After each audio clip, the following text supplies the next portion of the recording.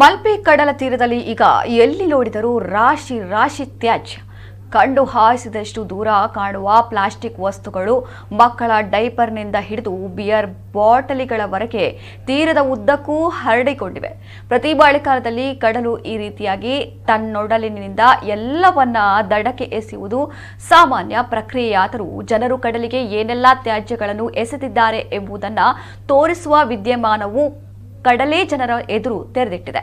ಮೋಜು ಮಸ್ತಿಗಾಗಿ ಬೀಚ್ಗೆ ಬರುವ ಪ್ರವಾಸಿಗರು ಎಸೆದ ಪ್ಲಾಸ್ಟಿಕ್ ಬಾಟಲಿ, ಚಪ್ಪಲಿ, ಮಕ್ಕಳ ಆಟಿಕೆ, ತಿಂಡಿ ತಿನಸುಗಳ ಪ್ಲಾಸ್ಟಿಕ್ ಬಟ್ಟೆಗಳು, ಜೊತೆಗೆ ಮರಮಟ್ಟು, ಕಸ ಕಡ್ಡಿಗಳು ಎಲ್ಲವನ್ನೂ ಸಮುದ್ರವು ಅಲೆಗಳ ಮೂಲಕ ಹೊರಹಾಕಿದೆ. ಸುಮಾರು 2 ಕಿಲೋಮೀಟರ್ನಷ್ಟು ದೂರ ಟನ್ ಗಟ್ಟಲೆ ಕಸದ ರಾಶಿ ಬಂದು ಬಿದ್ದಿವೆ. ಒಟ್ಟಿನಲ್ಲಿ ಸಮುದ್ರ ನಾವು ಕೊಟ್ಟದನ್ನ ನಮಗೇ ವಾಪಸ್ ನೀಡುವ ಮೂಲಕ ಎಚ್ಚರಿಕೆಯ ಮುನ್ಸೂಚನೆ ನೀಡಿದೆ. ಹೀಗಾಗಿ ಎಲ್ಲೆಂದರಲ್ಲಿ ಕಸ ಬಿಸಾಡುವ ಮುನ್ನ ಇರಲಿ ಎಚ್ಚರಿಕೆ.